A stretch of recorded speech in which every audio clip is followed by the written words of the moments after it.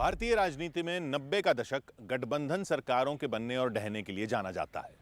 तब क्षेत्रीय छत्रपों के एक झटके से दिल्ली की सत्ता डोल जाती थी। रातों रात प्रधानमंत्री के चेहरे बदल जाते थे। इसी कमजोरी का फायदा दुश्मन देश भी उठाने लगे थे।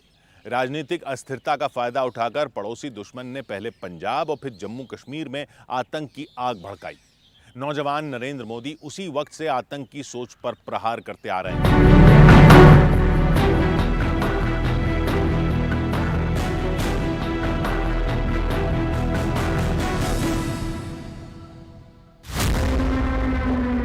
दिसंबर 1989, नई दिल्ली।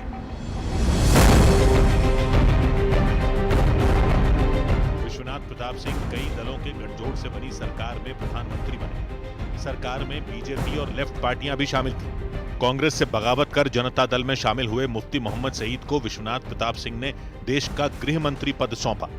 गृह मंत्री बनने के 6 दिन बाद ही आतंकियों ने मुफ्ती मोहम्मद सईद की बेटी रुबैया सईद का अपहरण कर लिया। दहशतगर्दों ने गृह मंत्री की बेटी की जान बख्शने के बदले 5 खूंखार आतंकियों की रिहाई की मांग रखी। किडनैपिंग कांड का अंत 13 दिसंबर 1989 को हुआ। अशफाक वानी, शेख हमीद, शेर खान, जावेद अहमद जरगर और नूर मोहम्मद कलवल को रुबैया की आजादी के बदले रिहा कर दिया गया। हालांकि रुबैया का अपहरण सिर्फ एक शुरुआत भर थी। कश्मीर में सरहद पार से रची गई बारूदी साजिशें अंजाम दी जाने लगी। इस बीच विश्वनाथ प्रताप सिंह की सरकार भी चली गई। 1991 में रथ यात्रा के समय बीजेपी नेता लाल कृष्ण आडवाणी की गिरफ्तारी के बाद पार्टी ने वीपी सिंह सरकार से समर्थन वापस ले लिया। दिल्ली में जब सत्ता की बिसात पर शहमात का खेल चल रहा था, तब कश्मीर घाटी में आतंक ने जड़ें जमा ली, जिसके बाद आतंकियों और अलगाववादियों के खिलाफ भारतीय जनता पार्टी ने एकता यात्रा निकालने की योजना बनाई। एकता यात्रा के सफल आयोजन का जिम्मा नरेंद्र मोदी को सौंपा गया। एकता यात्रा देश के दक्षिणी छोर कन्याकुमारी से लेकर कश्मीर के लाल चौक पर तिरंगा फहराने तक निकाली जानी थी। नरेंद्र मोदी ने एकता यात्रा की शुरुआत जिस अंदाज में की, उसने देशवासियों का दिल जीत लिया। शहीद आजम भगत सिंह के भाई राजेंद्र सिंह, आजादी की लड़ाई में फांसी का फंदा चूमने वाले राजगुरु के भाई देवकी नंदन, परमवीर चक्र विजेता अब्दुल हमीद के बेटे जुबैद अहमद और अली हसन। एक जगह एक फ्रेम में महान विभूतियों को जुटाने का अद्भुत आइडिया नरेंद्र मोदी का था। आतंक के खिलाफ नरेंद्र मोदी ने देशभक्तों की ऐसी कतार खड़ी कर दी जो हर गुजरते दिन आगे ही बढ़ती गई।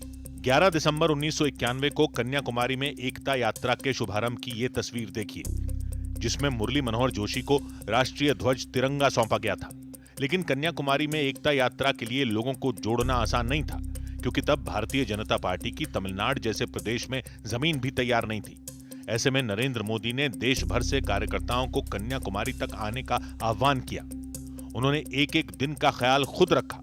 एकता यात्रा में शामिल रहे केतन देवानी बताते हैं कि नरेंद्र मोदी ने उन्हें किस तरह एकता यात्रा में जोड़ा। मुझे त्रिवेंद्रम जाना था, वहाँ से फिर कन्याकुमारी से एकता चलने वाली थी। तो मैंने नरेंद्र भाई को बताया कि भाई मैं आऊँगा तो मैं क्या करूँगा त्रिवेंद्रम में आकर, मुझे तो कोई जानता नहीं है, मैं कैसे आऊँगा। बोले तुम चिंता मत करो, मैं खुद तुम्हें लेने आऊँगा स्टेशन पर। तो जब मैं त्रिवेंद्रम पहुँचा तो सच में नरेंद्र भाई स्वयं वो लेने मुझे स्टेशन पर आए। एकता यात्रा में नरेंद्र मोदी दूसरों का ख्याल रखते थे, लेकिन उनकी फिक्र कौन करता था, ये जानिए यशोधरा राजे सिंधिया से। आदरणीय मोदी जी के दरवाजे पे उनने 1 बजे रात को खटखटाया, तो मोदी जी आश्चर्य होके निकले बाहर अपने कमरे से। तो उन्होंने कहा जी राजकुमार जी क्या, और ये दूध, ये जिसमें मैंने थोड़ा सा हल्दी डाला है ताकि आपकी सहूलियत ठीक हो, आप इसको पीजिए ताकि आपको आगे के लिए भी तकलीफ नहीं होगी। तो राजमाता साहब जैसे हस्ती इतनी बड़ी तैयार हैं सबको देखने के लिए। हम लोग जो यात्रा में लगे हुए हैं एक एक को पूछ रही हैं। तो वो चीज़ मोदी जी हमेशा रिपीट करते हैं जब हम जैसे लोगों से मिलते हैं कि मैं भूल नहीं सकता। बीते साल एक टीवी इंटरव्यू में नरेंद्र मोदी ने बताया कि उनका 5 दशक पहले से तमिलनाडु आना जाना रहा। 70 के दशक में कन्याकुमारी में बने विवेकानंद रॉक मेमोरियल से नरेंद्र मोदी का जुड़ाव था। आपातकाल के दिनों में नरेंद्र मोदी भूमिगत रहने के दौरान पूरे देश में घूमे थे, तब भी तमिलनाडु आए थे।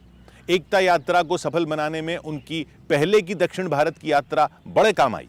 लेकिन 14 राज्यों से गुजरकर कश्मीर के लाल चौक तक पहुंचना कतई आसान नहीं था। यात्रा बहुत लंबी थी। सभी राज्यों में अलग अलग प्रभारी थे। इनका कोऑर्डिनेशन नरेंद्र मोदी करते थे। इस सब के बीच उन्हें आतंकियों को मुंह तोड़ जवाब देने वाले ओजस्वी भाषण भी देने होते थे। पीएम मोदी पर न्यूज 18 की खास सीरीज जारी है। कल रात 10:10 पर देखना ना भूलें।